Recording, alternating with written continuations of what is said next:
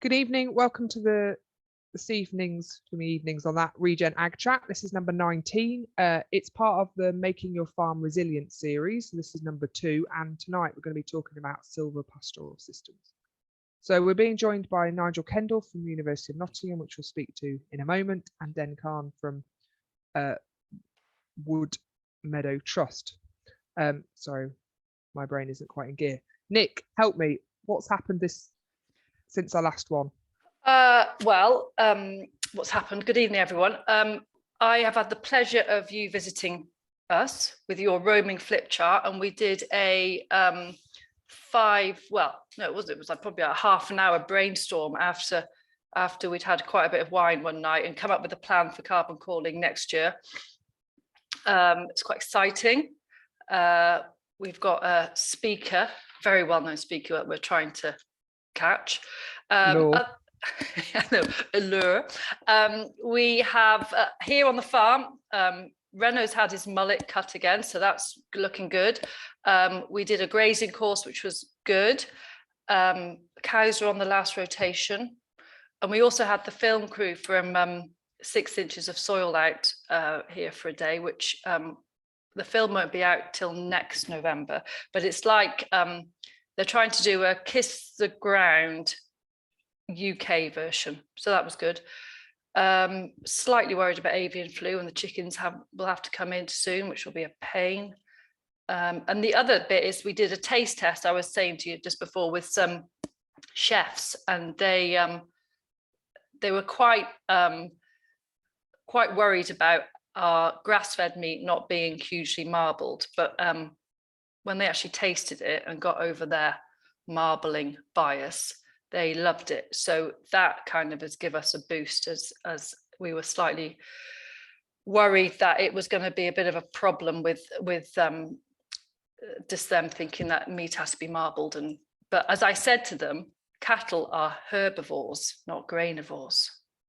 Ooh. Oh, I know. Who did you steal that from?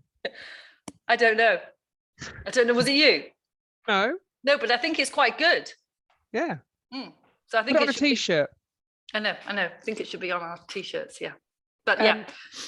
Oh no, I compared to that, I haven't done very much. I've started a holistic management course, so I'm doing the 3LM one. So that's who'd have thought Liz Genever doing a holistic management course. I had to defend this position. I was at Sheep Farm.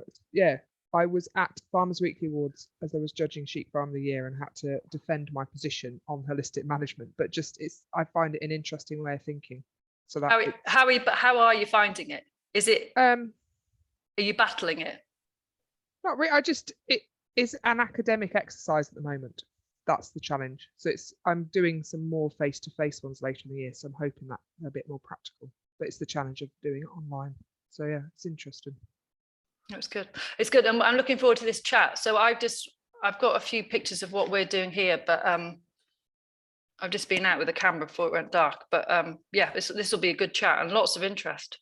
So both of us are slightly obsessed with trees. So I've worked out on the land at home, we have about 3% of our own land owned is woodland, which compared to yours, which is 15.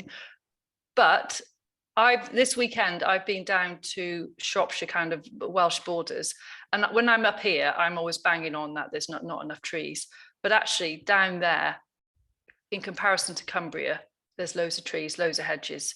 So I think it's parts of the country are, because we've got loads of stone walls which are great for shelter, but they're not that biodiverse. So we're about 15% tree cover, and as far as hedges go, this is very boring, but we've got 1.5 kilometers of hedges, which is tiny, and we've just had a FIPL grant to put another 1.1 in, which I'll show you, but that's the whole agroforestry thing. Well, according to we've got about 8 kilometers of hedges. Have you? Oh. But that is, again, back to your point, which is in this bit of the world, it is hedges are the main field boundaries, hardly any walls. So yeah, and we're just in the process of putting in this is like competitive tree planting, but similar to you, we've just got a grant for the Woodland Trust to put some trees in. So the plan for this evening is for me I haven't done my tree planting or tree order yet. So after this conversation, I'll know the species I'm after. From our two maestros. Indeed. So if Dan and Nigel, if you are happy to switch your mics on, we've stopped wittering on about our stuff. So Dan, I don't know whether is it okay for you to introduce yourself and the Woodmeadow Trust? Yeah, my name's Dan. I'm an ecologist. I work for the Woodmeadow Trust. My role is director of the UK Woodmeadow Network.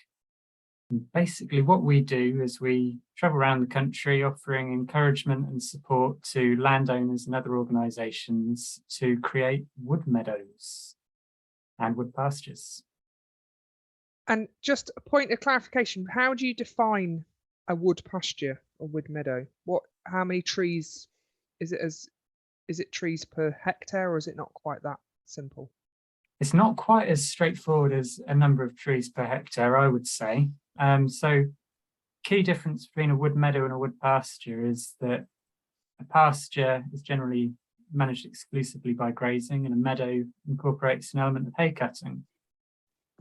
Historically, wood meadows and wood pastures are thought to be the oldest form of agriculture in Europe, dating back about, well, I'm going to get my figures wrong now, but around 5,000 years or more since the arrival of livestock in Europe. And I think in the past and in a lot of different countries, the kind of ratios of trees to grassland has varied quite a lot, depending on things like latitude and altitude. And you do see true grazing forests as well, which used to be quite a big thing in the UK historically. So you might have anywhere from, in a kind of classic traditional parkland, maybe as few as 6 trees per hectare, up to some sites that have over 200, sometimes as many as 400 trees per hectare, whilst still maintaining a grass sward beneath. And it's managed by grazing animals, isn't it? So therefore it's got to be enough grass under those trees. It's not plantation type. Okay, thank you. That's right. And Nigel, can you do the same? Just introduce yourself, please. Yep, I'm Nigel Kendall. I'm a trace element nutritionist, or a ruminant nutritionist, really. Do a lot of work with trace elements in terms of diagnosis of status and supplementation. Work at the vet school at the University of Nottingham, teach them how to handle sheep and things like that. And do you realise Dan suggested there was a time before sheep, Liz? I know, it's incredible. It shouldn't be. Well, there was always a goat. Anyway, there was a small ruminant that's been around for a while. Yeah, there wasn't a time in human history before large herbivores of some description. And long may they continue from a biodiversity perspective. And Nick, do you want to show, I suppose, what we're thinking from your perspective? So in the last 10 years, you've massively planted up or increase your area of wood on your farm. So do you want to just, and why you're now moving not just from hedges to more of this grazable tree? Yeah, let me show you this. Is this, hang on, I'm having a bit of a fluster in my sharing. Can you see that? Yep. So we've done lots of hedge planting, but this field, when we had the beast from the east in 2018, yeah. This is a field actually that all the sheep died in. So they all ran across it to a wall on the other side and just kind of rolled over themselves in a big snowdrift. But this is quite an exposed field. It gets battered from the east wind. So we were just walking in it one day with our Woodland Trust man, P. Leeson, and we were already kind of thinking that everything was enjoying browsing on the hedges we had. So in a moment of madness, we just on the back of, I was going to say a fag packet, but it wasn't a fag packet. We just quickly designed a 5-meter hedge with Pete Leeson of the Woodland Trust. And this is so you imagine what our neighbours think. They already think we're slightly odd. And then we go and do this in the middle of a field. So it's 5 meters wide, and it's got kind of a centre line with oaks and silver birch alternate, and then the next line in is things like crabapple and rowan, and I've written some things down here. And then the outside one is kind of willow and hazel, hawthorn. And so this was planted in 19, and we had to water it actually because there was a bit of a drought going on. So it was a bit of a pest at one time because we had to spend a bit of time faffing on with a water pipe and a bowser. But we fenced it. We put smooth wire on the top line of fencing so we can electrify that, so they're not going to kind of push on it when they do browse. And then that was it tonight at about 6 o'clock. And it's we've kind of replaced some that didn't make it, but it's kind of on its way. But the thing which we haven't put in any of our existing hedges up until this point was willow, and that is just going for it. And Nigel, you'll tell me this, won't you? But I'm not very much. I don't know anything particularly academic about trees, but willows are good, aren't they? Well, in what I've done, yeah, certainly there's some nice advantages of willow. One of which being that it grows quickly. Mm. So that will be planted in 19. So, and that's the crab apples have really gone for it, but those two are the biggest ones. So that, and whenever people come, this is come around to see stuff. This is always a good conversation starter. And some farmers cannot get their heads around it. Like, what have you done in the middle of a field? And then the other thing, and there's a question on the chat, but so we've just had, if FIPL is farming in protected landscapes, and you have to be in an ANOB. I don't know if it's all ANOBs, but it's if you're in an ANOB, have a Google. And we've just had the go ahead for, so all these green lines will be new hedges, and they'll be 12 foot wide, and it will be a hedge, and then we're also going to put fruit trees in among the hedges. So every 6 meters there'll be a apple, wild pear, lots of different fruit trees, and we're also putting some water, like planning on how we're going to do the water for the grazing. So each one of those little alleyways is about it's just like over three acres. So we'll rotate the cattle down there, and then the chickens and the tourists. So I've just got this vision eventually, I hope I'm still alive, that they'll be full of blossom. It'll just be an absolute picture. And then with all these hedges, long term, it might not work, but we will then chop them back and use whatever we get off them, can't think, the chip for to put in for bedding. So that's a quick whistle stop tour. Is that north to the top there, so we can see which way it's, because you're talking about the nasty east wind? Yeah, so yeah, north, never eat shredded wheat at the top. Yeah.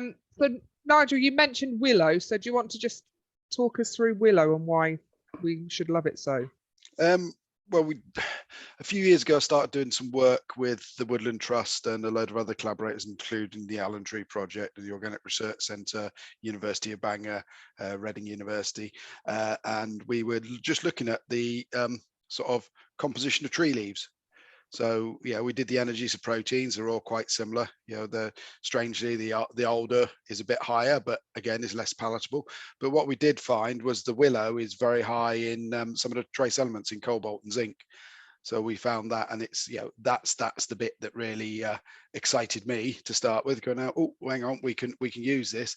And you know, there's some issues with cobalt in feed mills and things with it's been classic, it's got a higher carcinogen classification now.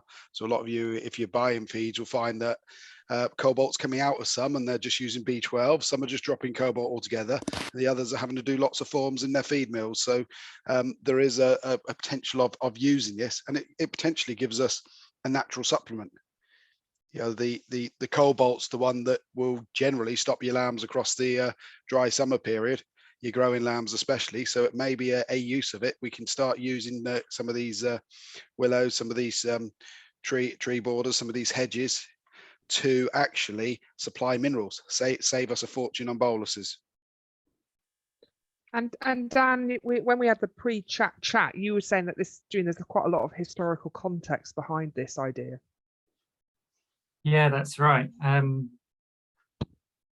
think there's a lot of benefits, not least the nutritional value, but also there's kind of a knock-on impact on the soils around the trees. And where you put trees in, you get increased nutrient cycling, you're drawing up trace minerals.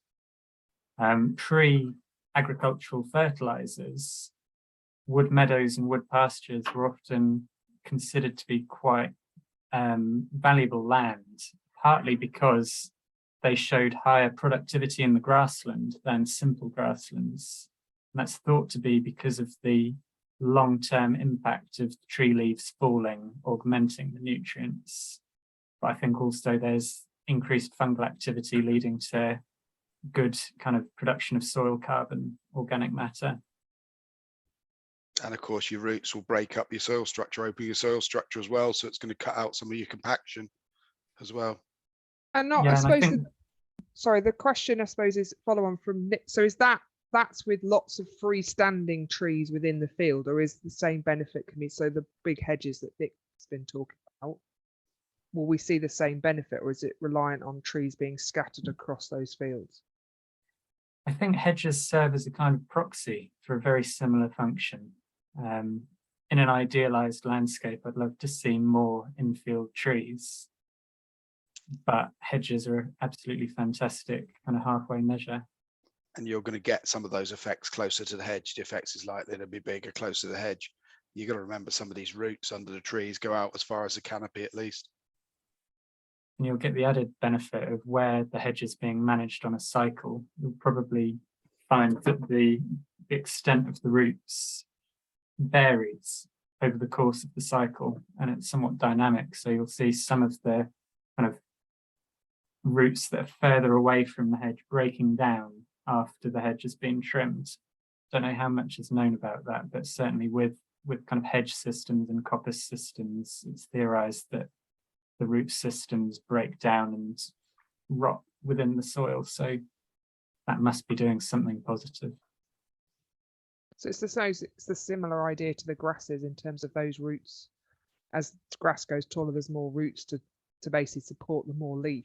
As the leaf is taken off, hopefully by a grazing animal, some of those roots die away because it isn't able to maintain them all. So it's a similar idea.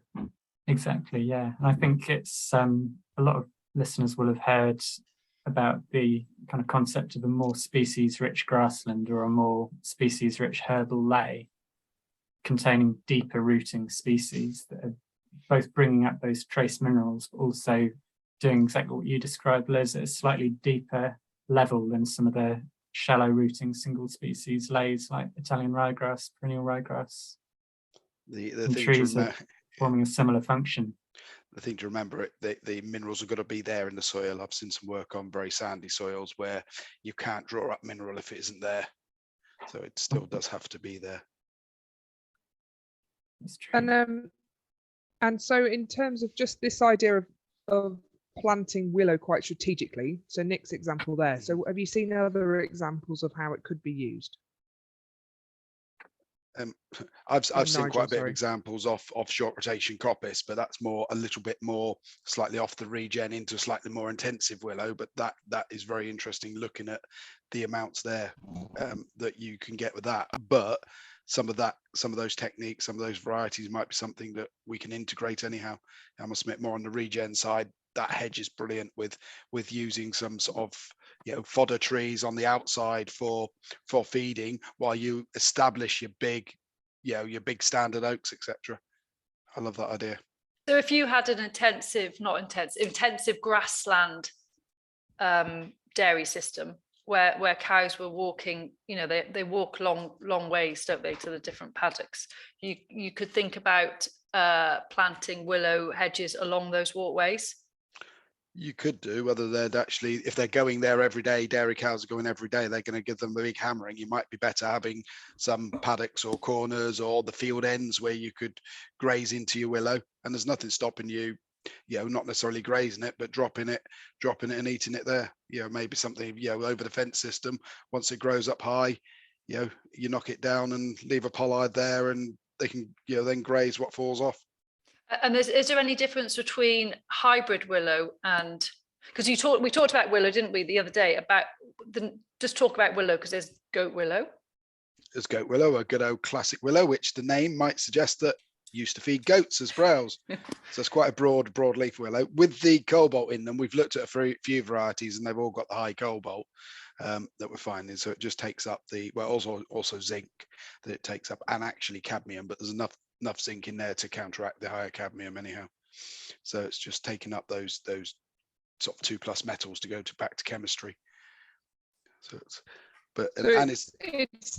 it's just thinking about it, as you say. So it's as a farm resource, isn't it? So the reason why I'm particularly interested in it after the year that we've experienced in most places is the dry time, and most places the trees were still green and the grass near them wasn't. Well, the grass around them would have been, because that's a shading effect, because that's where you did see, and the water draw up, that's where you did see the real good effect of trees. But when we saw all these brown pastures, and then you looked around and people saying, I've got no fodder, and then you look up and see some lovely trees, thinking you're missing a trick here. I just and like think you say, the challenge beneath we've the got, drip line, sometimes the grass is a bit taller as well, because it's in a drought, trees can augment the water availability, which I always think is counterintuitive. and that's because they're able to draw so much from lower down, or generating. But just back to the point. But do you not think it's partly that we just have no history of using trees in most grazing systems in the UK? Well, we have a history, but we've grown away from it. Yeah, if you go back years, as Dan was saying, go back hundreds of years or whatever, we had that system. We had the sort of scrubby grasses.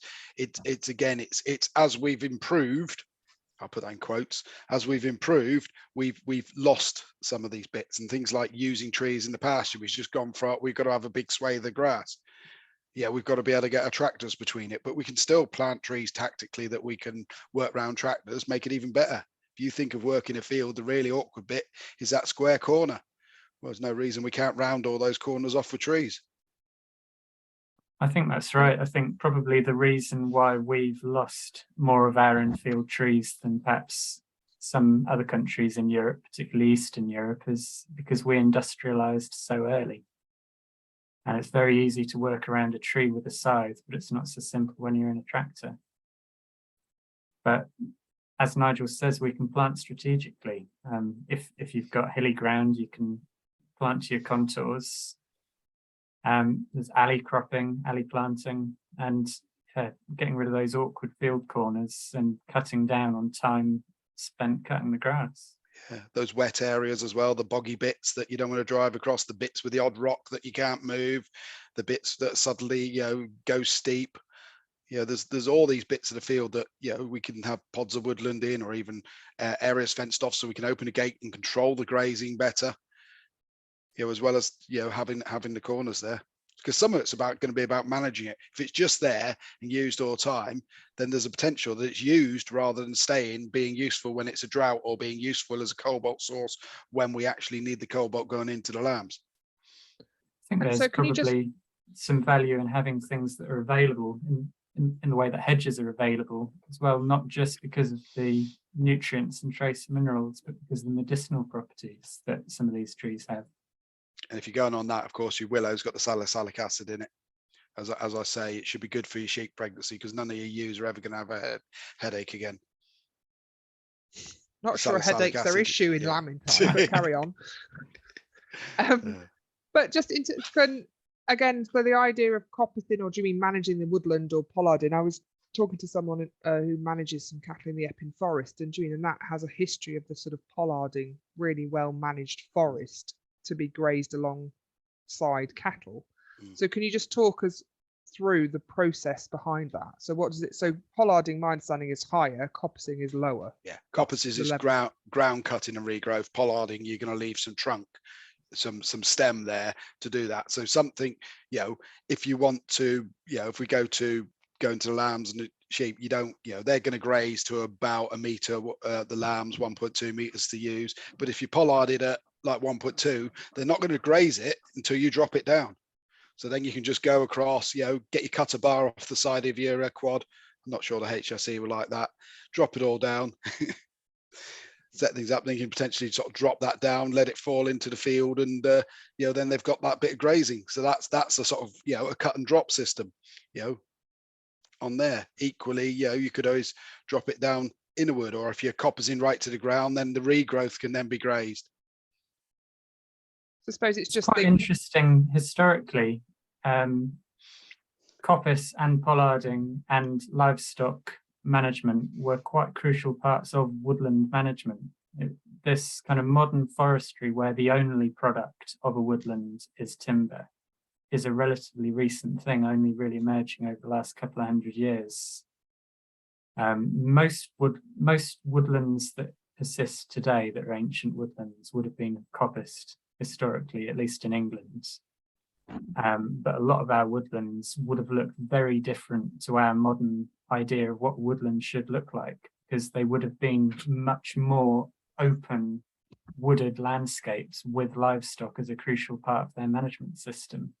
And from the landowner's perspective, they would have been far more resilient economically because they were producing multiple products. There'd be meat, there'd be timber, but there'd also potentially be nuts and fruit and coppice materials. Charcoal and baskets. Yeah.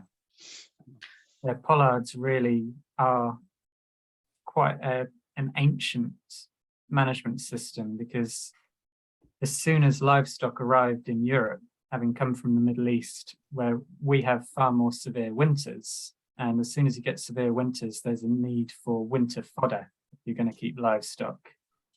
And scythes weren't invented until about 2,000 years after livestock arrived in Europe.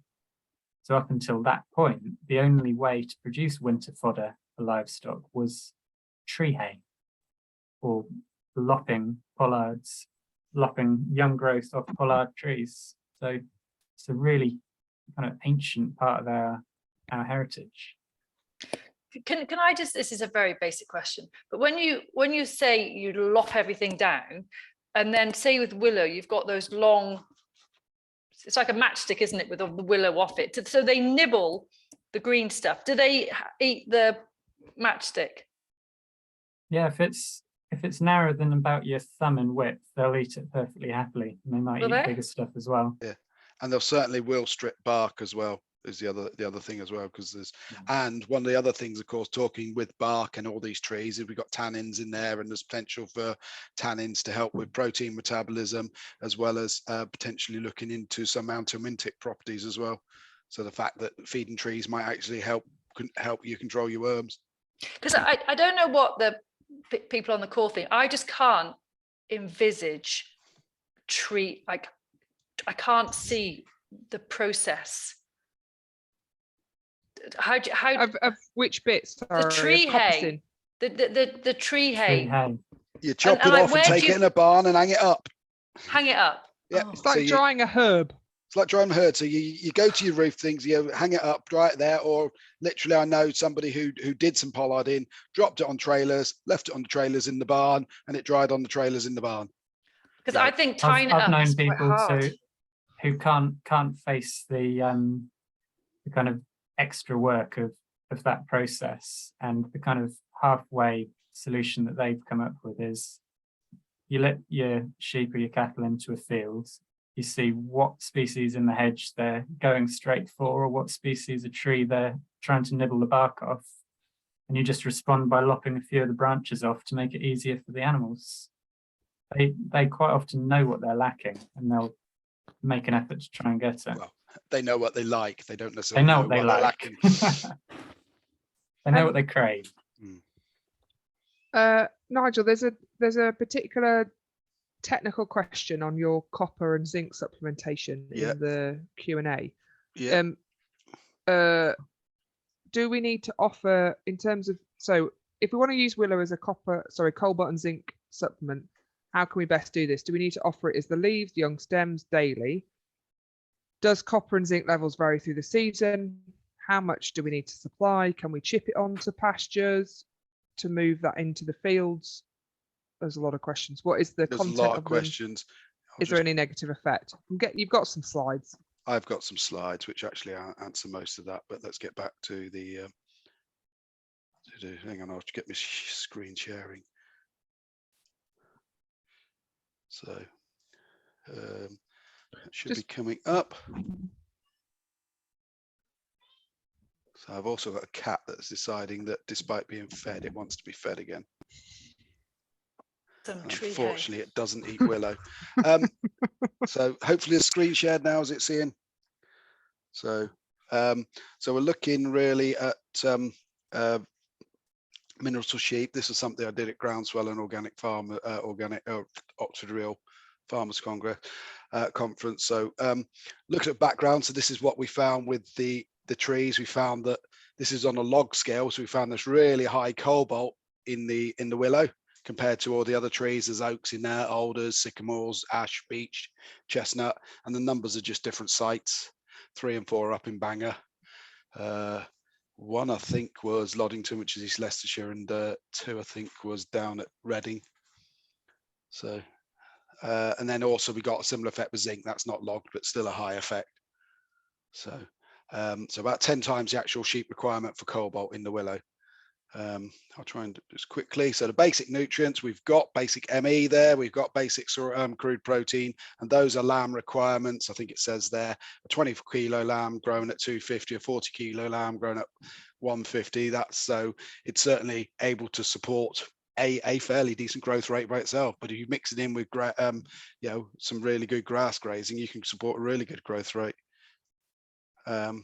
And what can you do with a high cobalt? Well, you get the seasonal. Somebody asked about this is perennial ryegrass, the seasonality, and it dips down. So on there, so we get this. Well, we were getting it in July, August, September these years. Difference over here was a difference in the seasons, and then you know the lamb requirements here. So we've got a big gap to fill there on lamb requirements to get the growth going. Then by the time we get to this time of year, the cobalt's on its way up, because as it gets wetter, the redox potential alters and the cobalt into the grass gets much higher. So using a supplemental feed, so some sheep, 3 treatments. So we gave them basically willow, 300 grams per day fresh, a drench or cobalt drench as bits of positive control, and nothing. Bled them and weighed them day 0, day 14, really looking at vitamin B12 concentrations. So just to check, our willow is much higher than our grass. Our grass was slightly below the lamb requirement. The willow was well above it. This we fed in buckets. There's a it was a vet student at the time. He's now a vet up in North Yorkshire. So he's now graduated and got a job up there. Luckily, he's about 6'4", which was really handy for stripping leaves off trees. And he ended up sort of giving all these willow out in the bucket. So that's a load of willow fed for the lambs. Did they eat it? Well, certainly, yep. They were piling into it here. There we go. There's a plot roughly what they're eating. Took a couple of days to get going, but they were eating it. And vitamin B12's there. We got a really good response. I've got another one which is actually in the full paper where we classified the sheep grazing each pasture, whether they were deficient, marginal, or adequate. And you'll see the willow on the day 14 had all the sheep adequate, when all the other treatments had at least some of the marginal. So we were actually having, we're in the realms of a potential production response.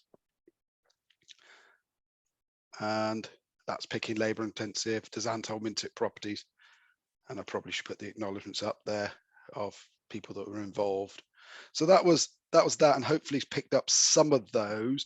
We've since done, let's stop sharing.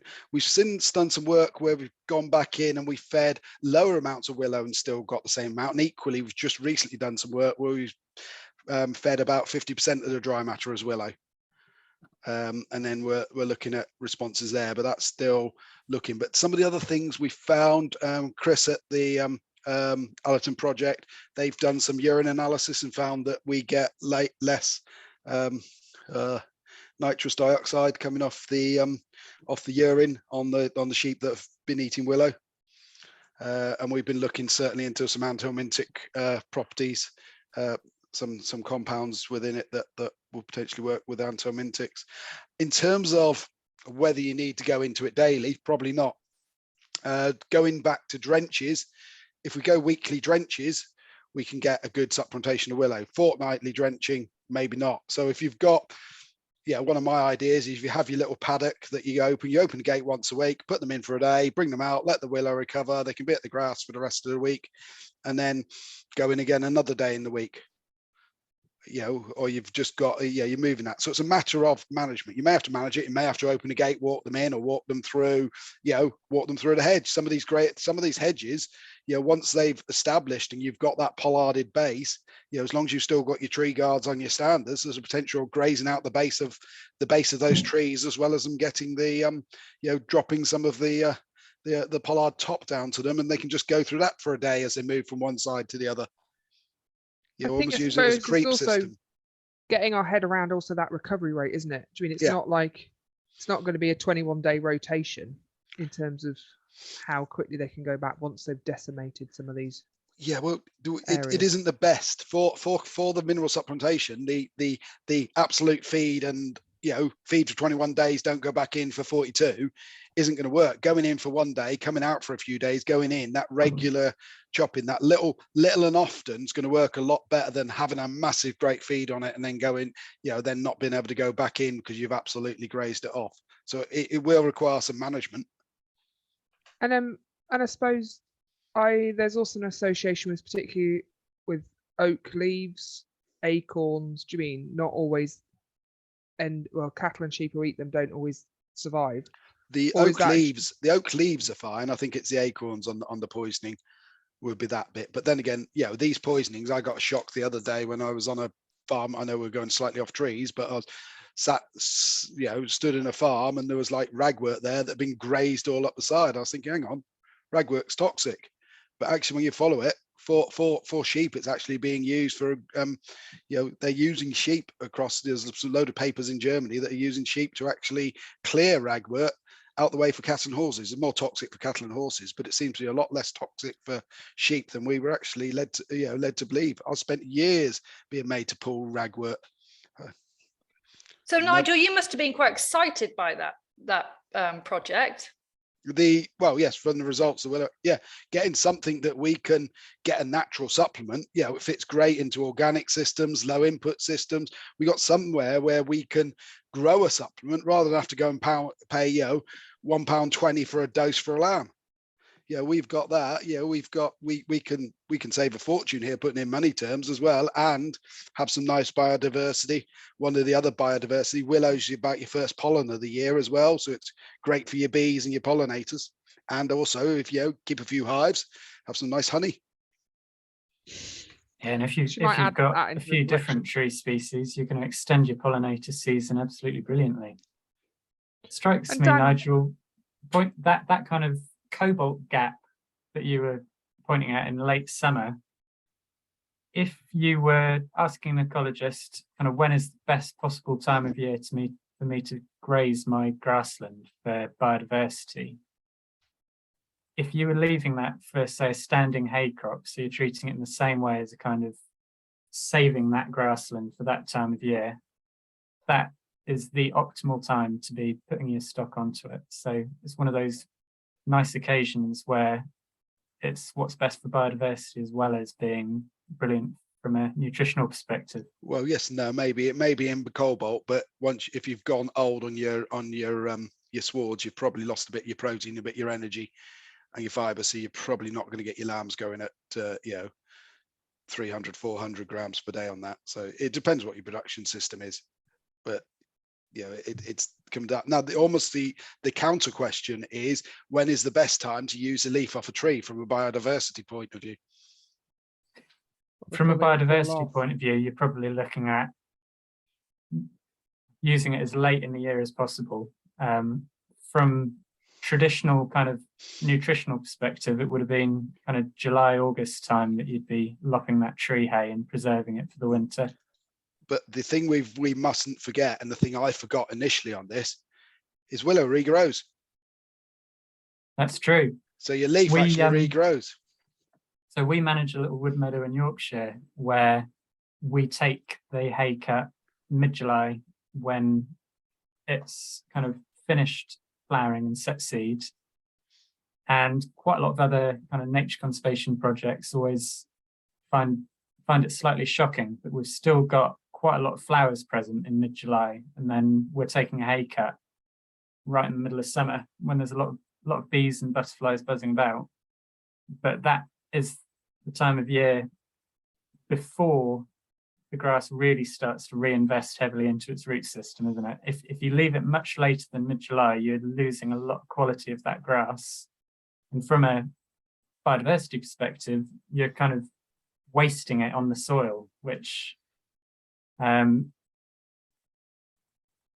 shocks people. They think, oh, we've shortened our kind of pollen season, but by the time we get to mid-August, early September, it's all reflowering again. So actually, I think in the long run, we have a longer flowering season than we would if we left it later.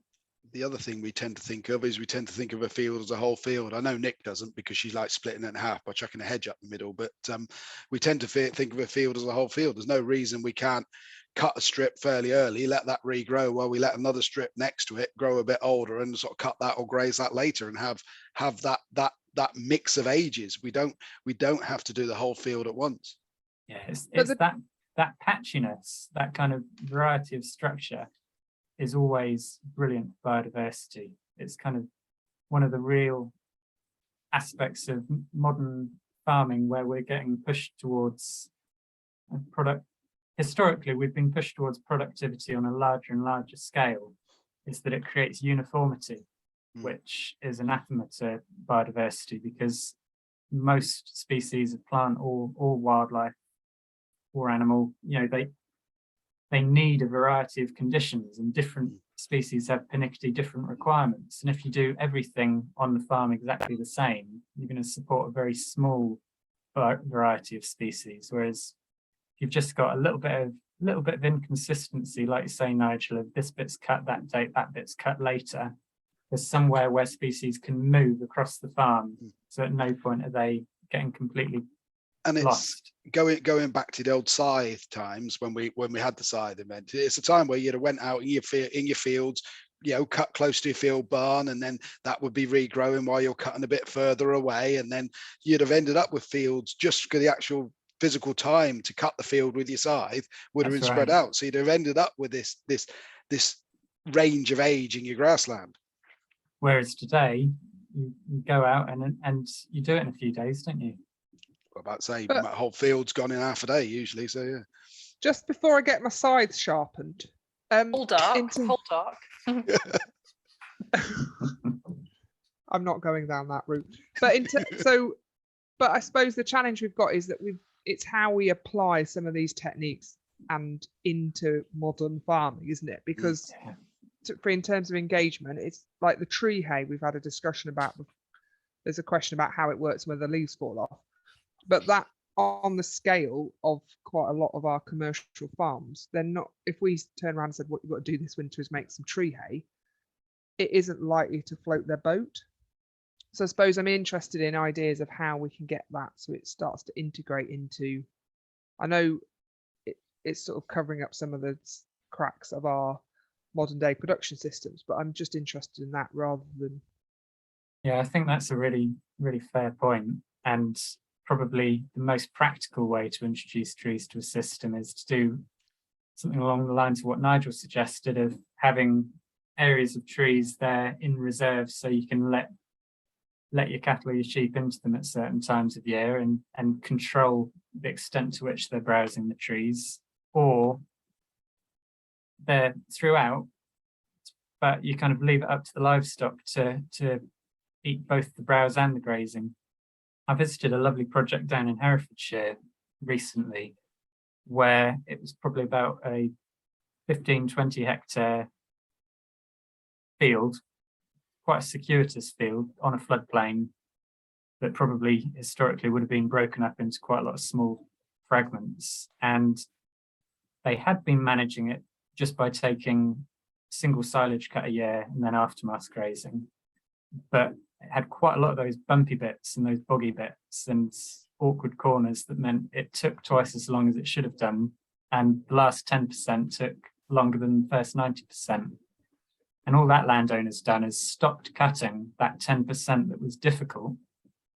And they've found that they're getting some natural regeneration of trees. And when the trees appear, they just whack a tree guard on it. They're still letting the cattle in as they usually would, but in the long term, they're going to have that resource available for the livestock. But they've also cut down the amount of time that they're spending managing that area of land.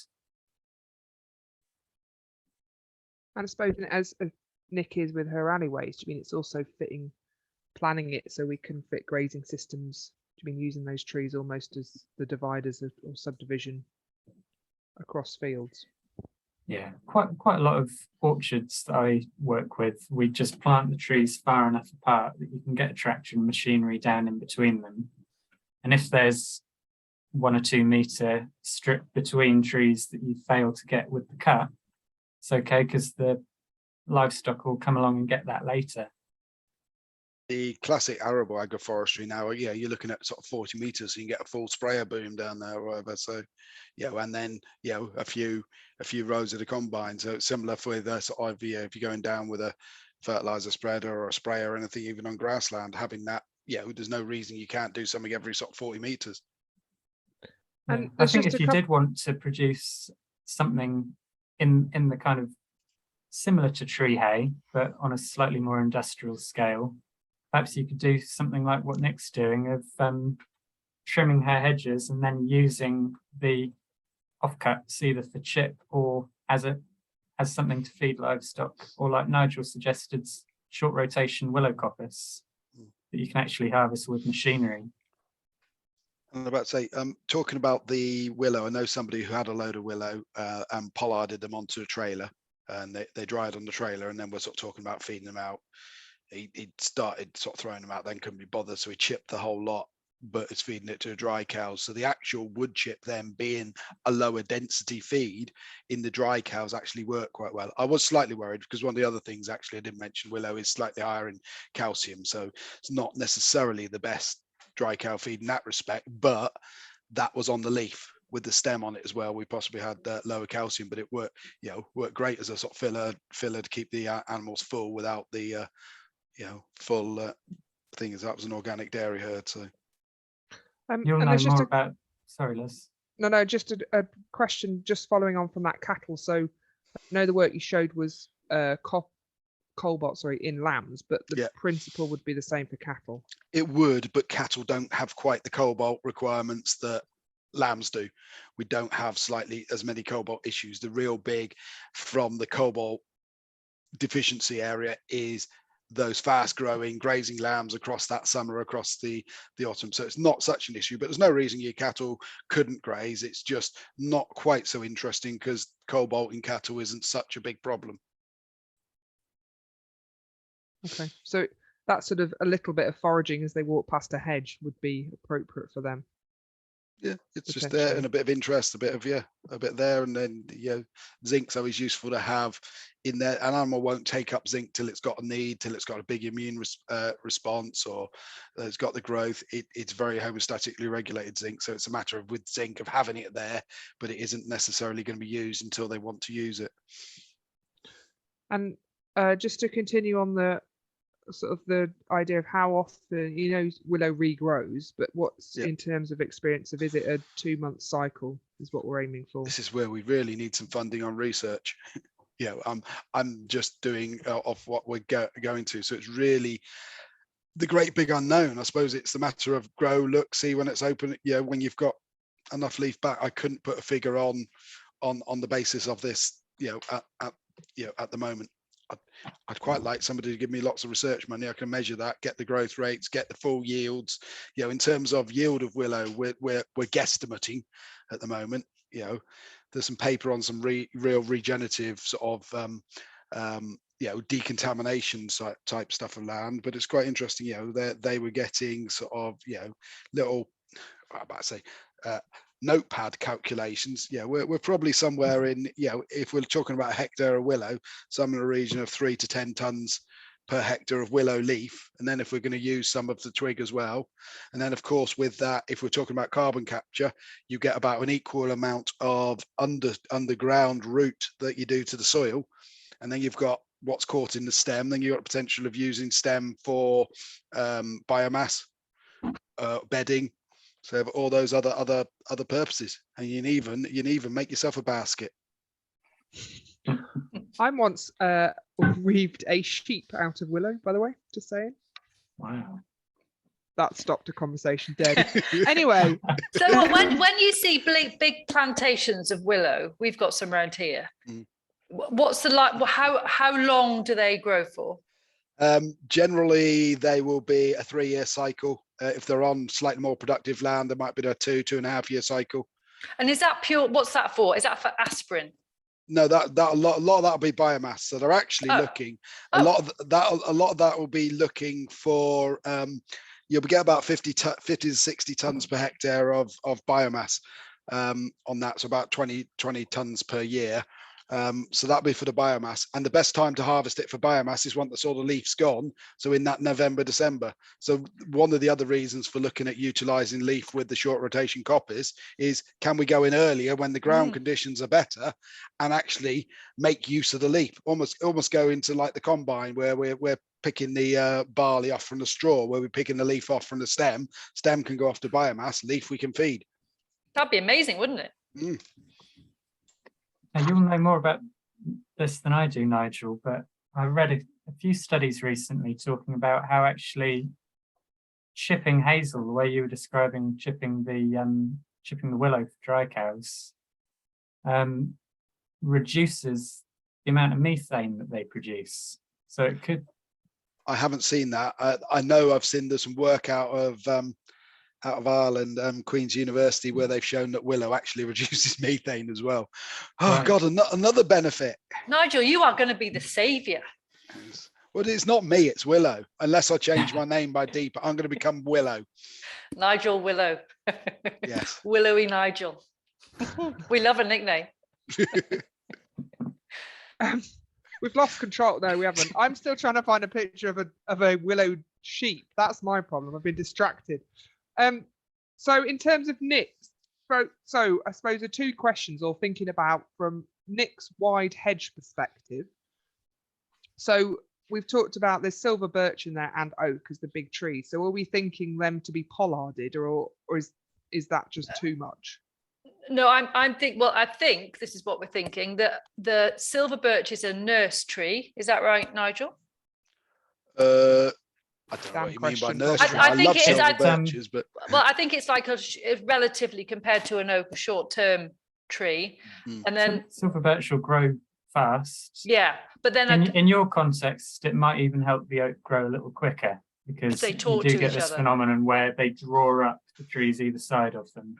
In a woodland context, you have to be a little bit careful, because sometimes the silver birch grows so fast that it then shades out the slow growing oak. So it's easy enough to go in and selectively thin after a few years. It's all about getting that relationship, because like looking at the level there, you can be looking at, like, let's establish a big oak with maybe some silver birches that help pull it up, and then you have a shrub layer around that's willow or hazel that you coppice or pollard around that structure, and mixing in with and grazing in the grass in there as well. It's just a matter of... And I guess where we've had some success with pigs, in just putting pigs into a established woodland just to for a short kind of pulse graze, I guess when it's established, that is possibly an option.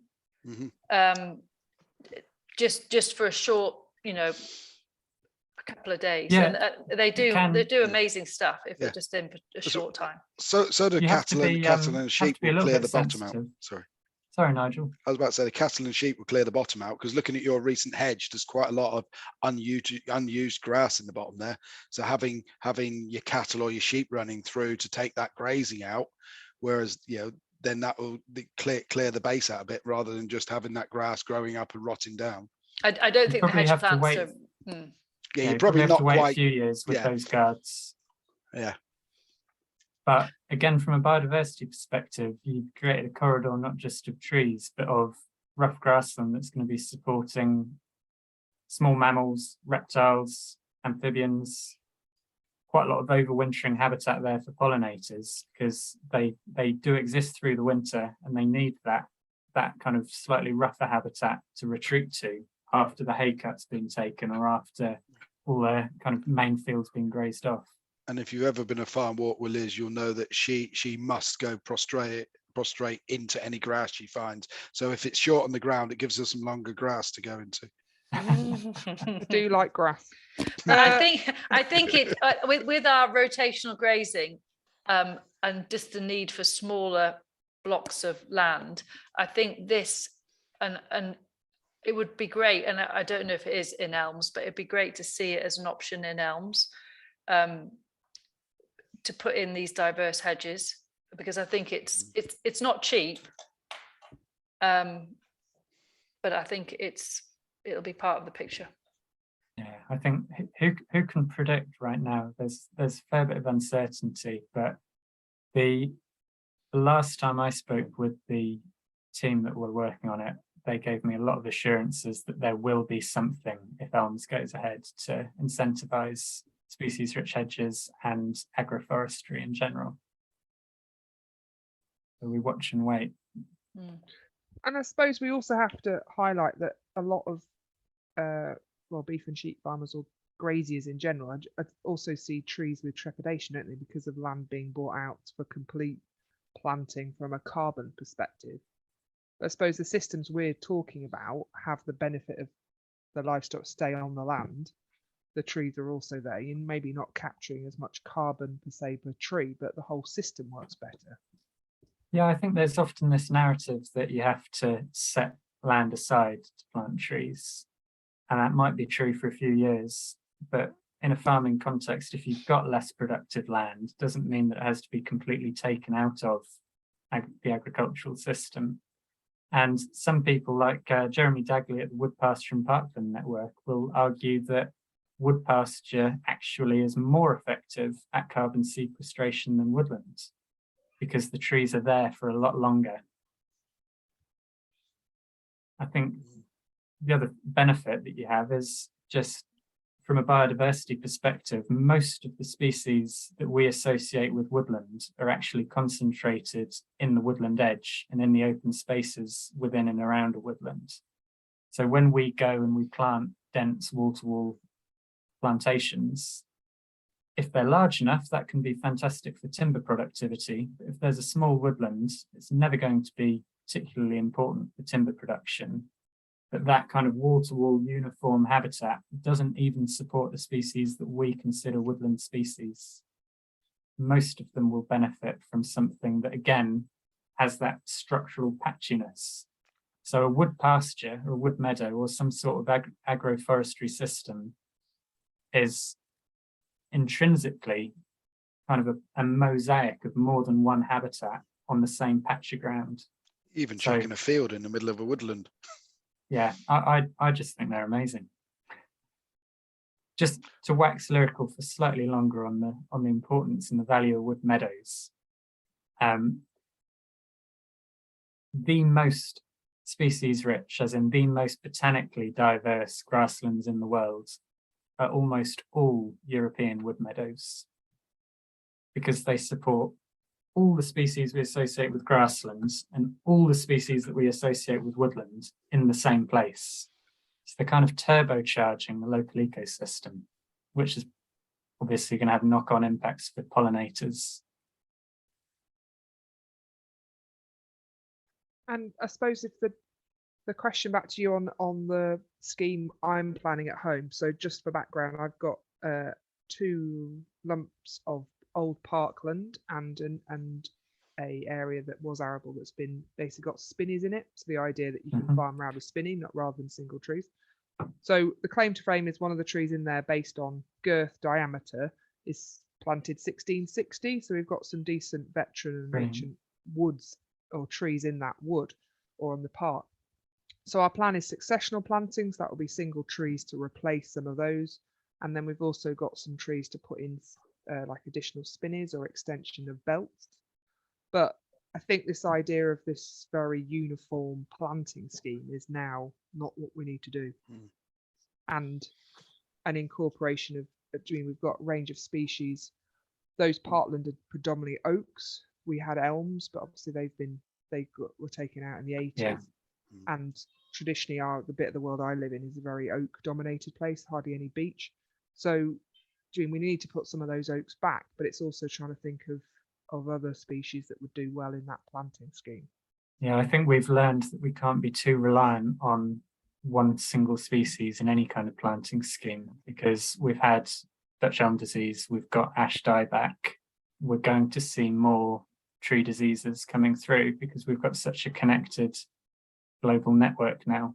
So purely from a resilience perspective, I'd be planting more than one species.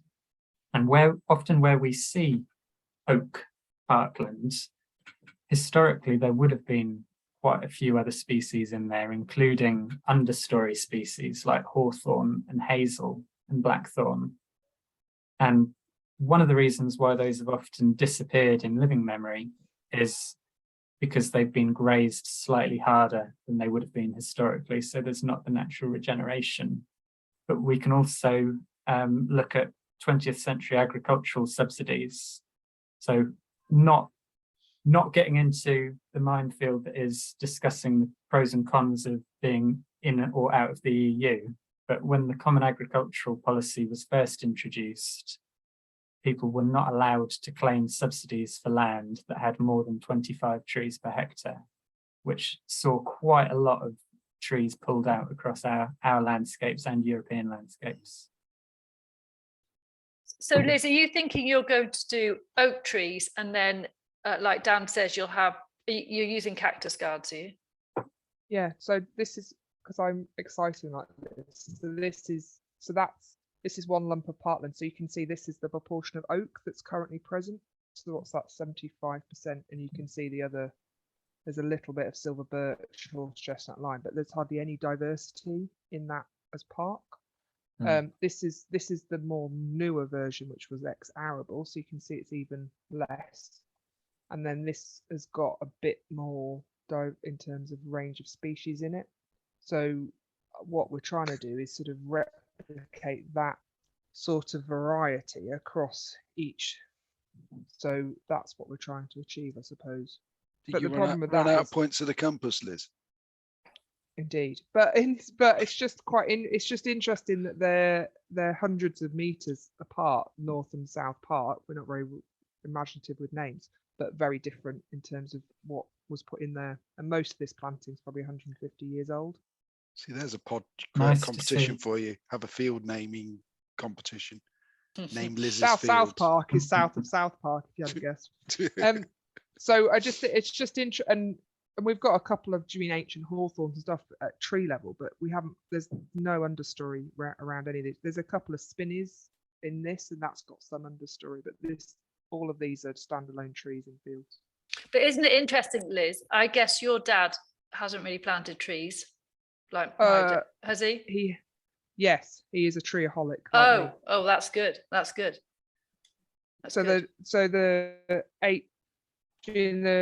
We planted I mentioned the 3% of our land that's for woods basically, and these are sort of ungrazed woods. So probably 1% of that's been planted in the last 10 to 15 years. So we have established woods, and also because it's he doesn't like them in arable fields because they're a pain in the arse. So we've got a lot of trees in hedgerows as well. So of the 8 kilometres of hedges, most of them would have trees in them. So there hasn't been a history of successional planting in these bits of parkland. There has been trees elsewhere. How big will the oak get in the next 40 years? So you can see it, Liz. That's the most depressing bit, isn't it? Yeah, you need some. Just got to crack on. You don't I know, you whatever don't plant a them for tree. this. I But think anyway, what I'd I really like to see with elms, I'm not sure how likely it is to happen, is a kind of added incentive for landowners to retain trees after they've planted these types of schemes, because obviously the value of them increases exponentially with time. So a landowner who put these trees in place 10 or 20 years ago, an argument could be made that they deserve to be rewarded for retaining their trees more than the landowner who's just making the decision to do it now. Yeah. And I just think in terms of the sort of different approaches, so more the agroforestry, is that's the bit that excites me, because it's dual land purpose, isn't it? It's not saying, well, this is a grass field or an apple field. This is actually a bit of both. It's a field. But we've just treated it as, let's just make it really square and make it really easy to drive tractors, and actually we need to think slightly differently. We can still drive tractors easily, we just have to think about how we plant those trees. But are the supplement is to get this message across? Is it the supplement route? Do you think farmers would jump on that maybe more than the biodiversity route? Some might, mightn't they? Do you think? As in, it's a feed source and it's given trace elements rather than you because get I think if you're a farmer and you're kind of up against it, and if you're really a bit stressed about everything, you haven't really got the headspace to worry about butterflies. Yeah, but the other thing we've missed, that we're going butterflies v supplements. It's the resilience in terms of that drought management, that soil retention, because the tree roots, of course, help with soil retention as well, particularly on a nice steep slope where soil start washing away. You've got the fact that, you know, I think mentioned earlier, if it's all burnt off, your grass is all burnt up, there's still green leaves on the tree. So you've got that drought feed, that emergency fodder.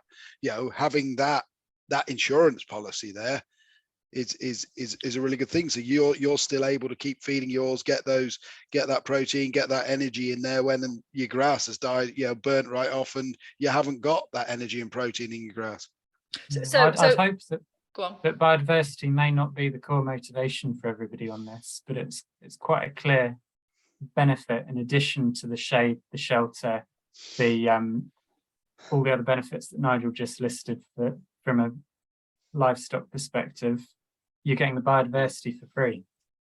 And actually, the biodiversity itself, just taking a step back and thinking about the farm as a business, these schemes where they benefit biodiversity could be generating income through emerging funding sources like biodiversity net gain or natural capital trading. And that biodiversity is an ideal feed for that species of livestock that Nick mentioned earlier, because she's mentioned the tourist. So that species of livestock, if you're going to farm tourists, then biodiversity is good.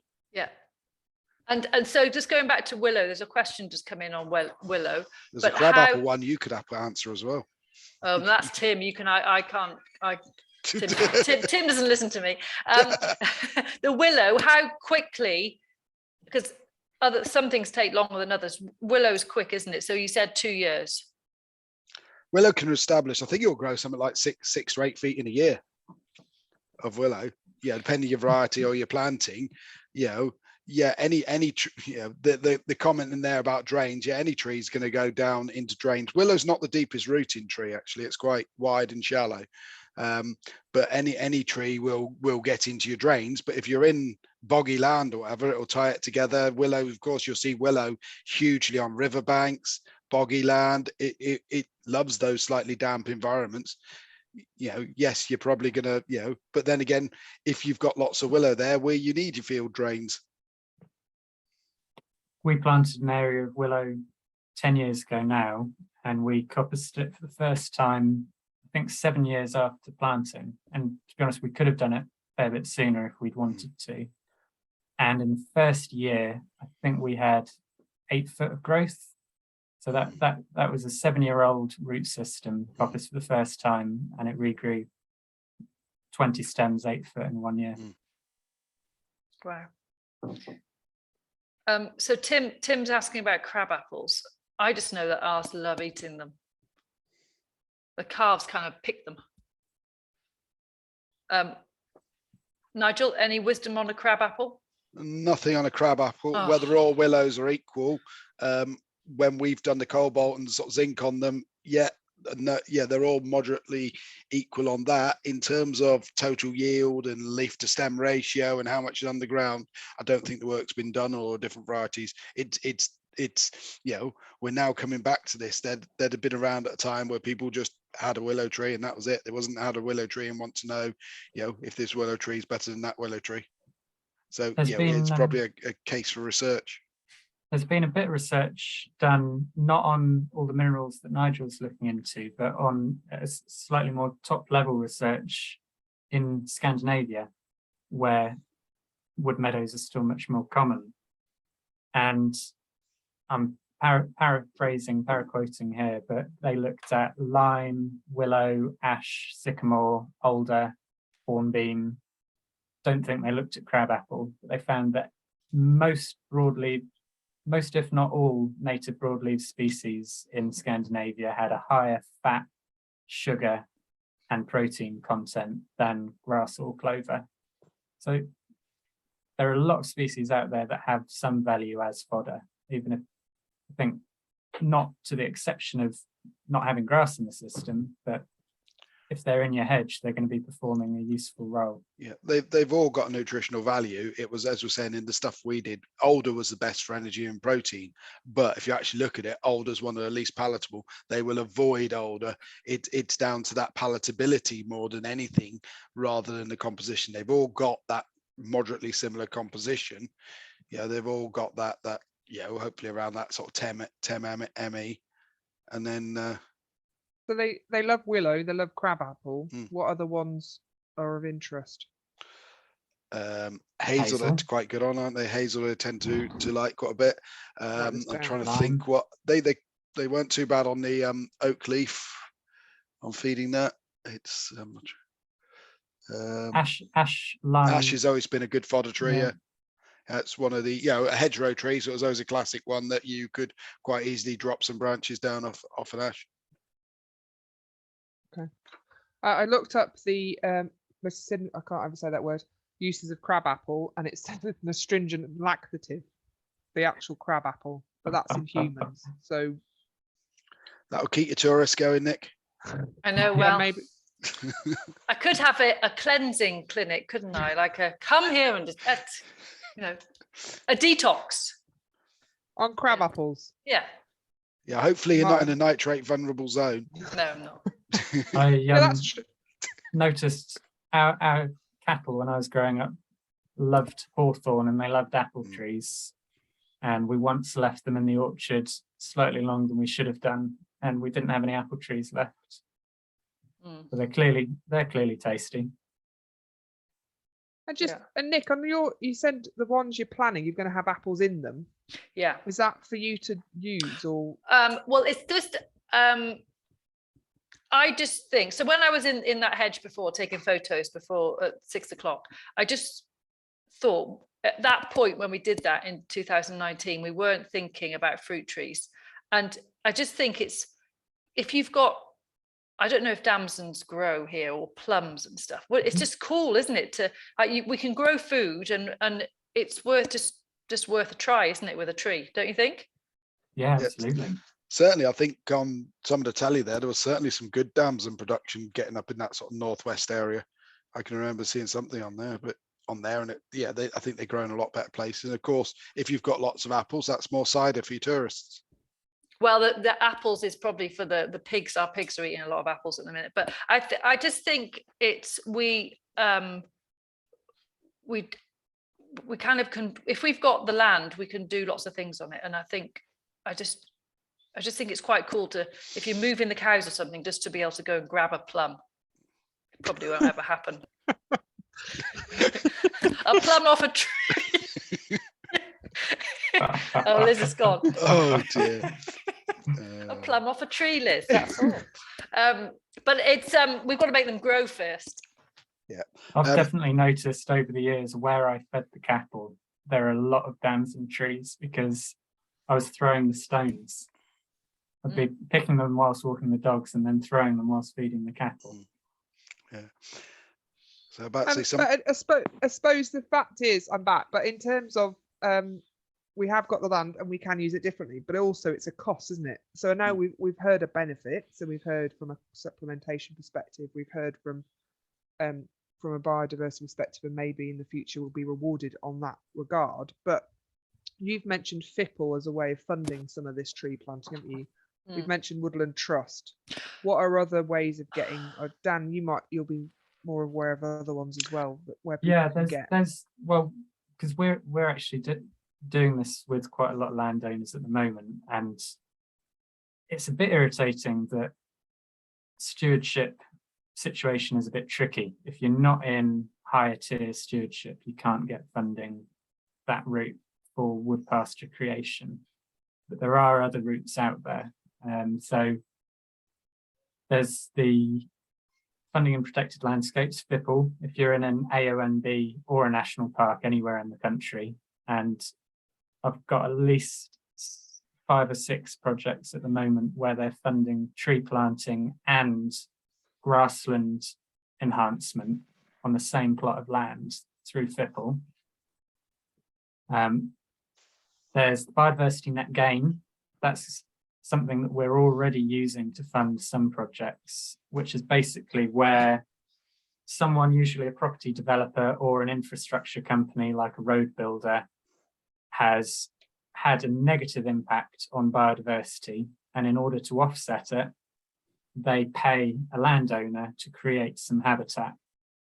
And generally, if you're starting with, say, an arable field of very little value, and you want to turn it into grassland with trees, the better you make it for biodiversity, the more money you're going to get. But you're looking at getting at least probably, let's say, 2 to 3 units per hectare, which amounts to about £40,000 to £60,000 per hectare.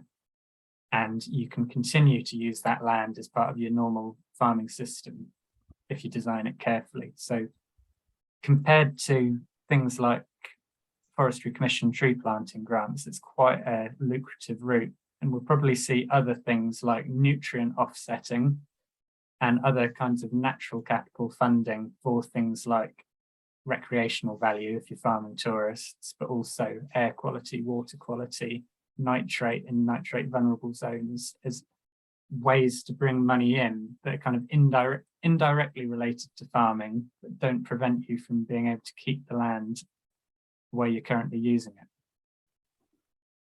There's some big amounts of money there, Dan. Can you put in the chat what people need to Google or search for? Because I just think it's. I'll try. Yeah. Or at some point we can put it in a link, can't we, Liz? Or when we. It's just should we do that? Because we kind of shut these things out, and then it's difficult for people to. So there's a question from Taya. It's not how you pronounce it, but in terms of which AONBs and which FIPLs program teams you're talking to. So yeah, if you're happy, I'll connect you on email. Sure. So national parks and AONBs that we have spoken with include North York Moors, who are sent at least 2 or 3 people on every one of our training courses this year, and sending some of their volunteers next year.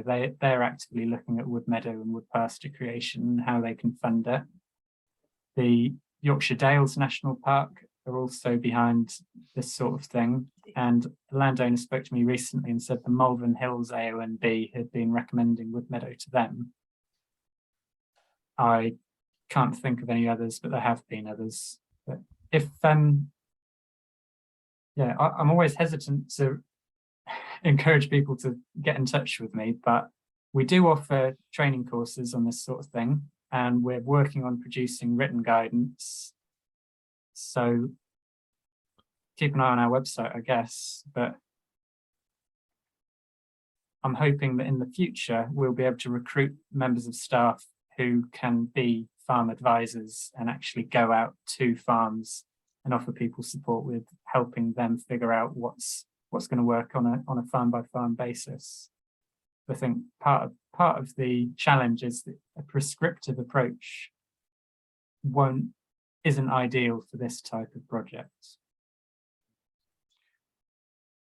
I'd say just one bit in the chat about how easy it is to sort of establish willow with willow already on the farm.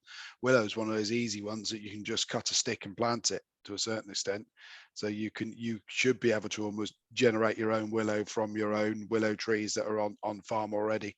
Just probably a matter of getting yourself a trench and planting, healing in a load of willow twigs, and they should root, and then you've got yourself a nursery. But I'm sure there's some proper information on that, but it's you should better just chop one up and chop it into bits and get it to establish. I think the longer your bit is, the slightly stronger it is in terms of establishing. When you're planting those short rotation coppice systems, kind of put them in the ground February, March, provided you've got one or more kind of buds, you can be putting in stuff that's only kind of 2 inches, 3 inches long. But like Nigel says, the longer it is, the more quicker it establishes. Yeah. So that was. Yeah, we've done quite a lot of willow pegs. It's just we've had the best results with the wider the diameter. So the chunkier the peg, and they look ridiculous when you first put them in, and then it just turns into a tree. I suppose you're just starting to coppice it from your little peg, aren't you? Really? Yeah, it's just amazing. So, yeah. Something we did a couple of years ago was where we wanted more willow. We had some willows, we fenced it off, and we effectively laid it where you'd lay a hedge, just kind of pinned it to the ground in a few different directions. And 2 years later, we've got massive copse. They grow a lot quicker if they're attached to an existing root system than even just putting the cuttings in. It's hard to stop it growing, to be honest, willow. Well, if it's growing too much, just heavily graze it till you get on top of it. Okay. Waiting for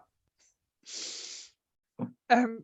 I'm just conscious of time, so if we'll do the last couple of we've answered most of the questions really, but if anybody's got any final questions, please send So there was them a through. hand up then, Liz. So Yeah, I did. I sent a message, and okay. it's now gone. And I've put a couple of links in to the chat. One, Dan's website, and also a little bit about biodiversity net gain, or somewhere to get some information, the basic information.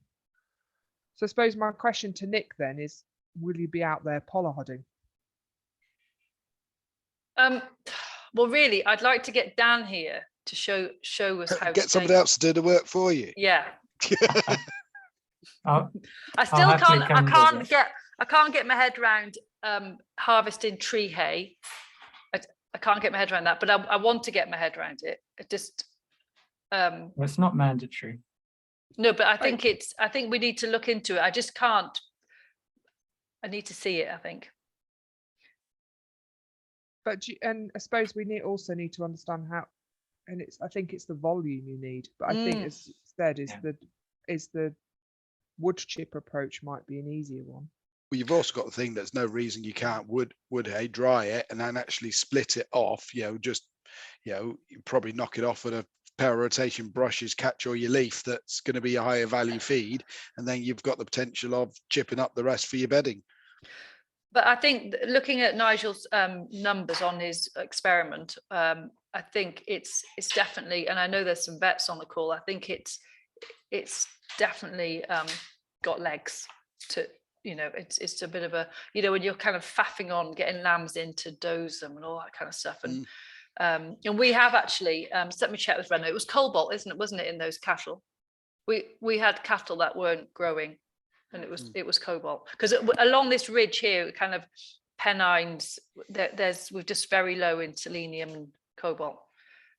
So we had a big group of cattle 2 years ago that just didn't grow, and it was cobalt. I've just remembered something we were chatting about the other day, was this, just reminded me when you mentioned vets, was this historical idea of a hospital field. I was at a pub down in Essex the other day, and they had this map of all the field names in the parish. I don't know how many fields there were, about 200. And probably 20 of them were called hospital field or hospital ley, and they were tended to be next to the homestead on slightly less productive areas of land. And what they were was species-rich wildflower meadow, often with trees. And in Sweden, they call them leafy meadows because they have so many trees.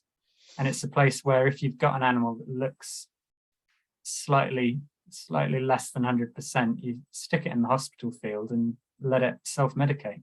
Yeah, there's a few around. I know there's a couple farms have got that, and they've got a lot of willow in it, and they would have probably had a lot of willow in that time, utilizing the salicylic acid as well. And one of the, going back again, historical context of willow, they used to boil up the leaves on the stove to make a sort of cure-all tonic they used to give to their stock as well. So one of these like home brew type things, they brewed up the willow tonic. We are not advocating home brew, just saying. Homebrew beer's all right. So, but Liz, are you clear on what you need to plant?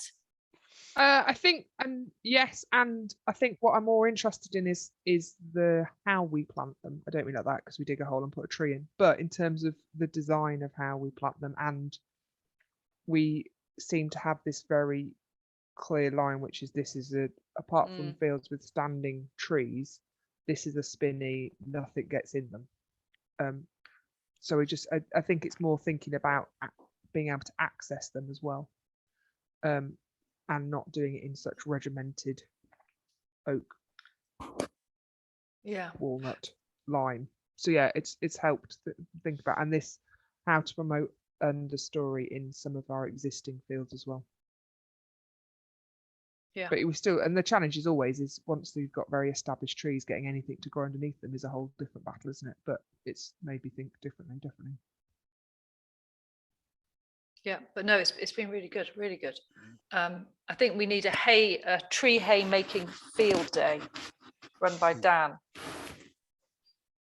I'm trying to remember, there is somebody over your way, Nick, in Cumbria, who's much more of an authority on tree hay than I am, but I'll when I remember, I'll tell you, and maybe we can all go visit them. Yeah.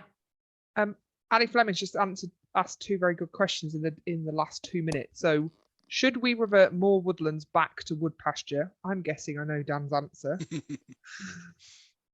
I'd love to see that happen. It's a tricky one because you don't want to be the ecologist that tells somebody to go and put pigs in their woodland that has the last remaining flower of a certain species. So I think it's probably, again, a farm by farm question. But yeah, a lot of our woodlands that have really lost species in the last 100 years, it's because they've lost the open spaces that have been there for centuries. And yeah, restoring those open spaces, putting the cattle back in some of these woods where it's appropriate, it's a change I'd love to see in the landscape. And there'll be some thinning and all sorts happening, won't it?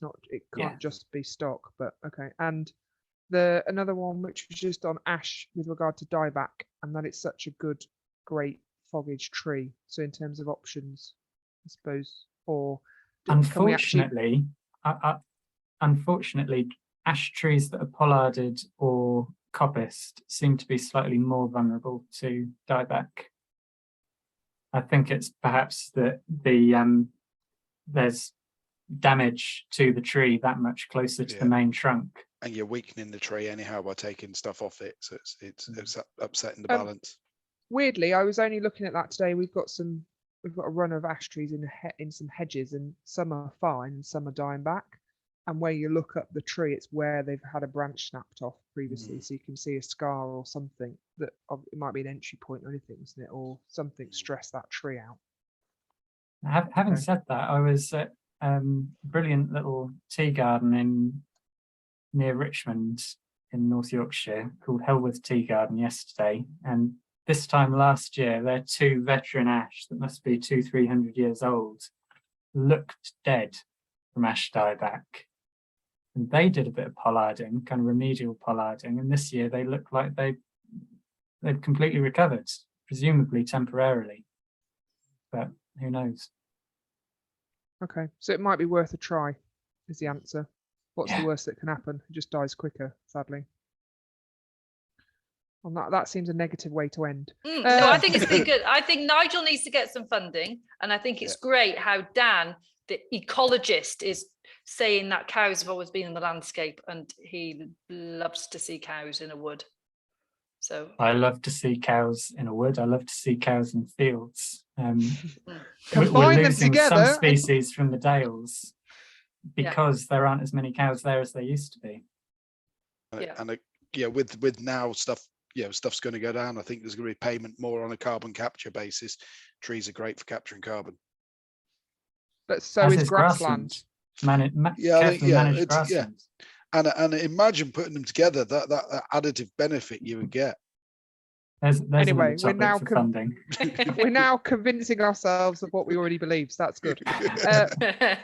Thank you very much, everybody. Thank you. Liz, you need to talk about next time, yeah? Oh yeah, excellent point. So the third of this in terms of resilient systems is we're going to be focused on tall grass grazing. So we've got the legends that are David and Fergus down from Kent, who have were actually some of the first people to introduce me to mob grazing systems. And we've also got Emily Padfield, who's currently just been to see Alan Savory's not a state research station, I suppose, in Zimbabwe. So they're there. So we're talking to them on the 10th of November about tall grass grazing. That's mainly with cattle, to be fair. So I'll send out the details shortly. But thanks, everybody. We'll see you all soon. Thank you. Bye-bye. Bye. Thank you.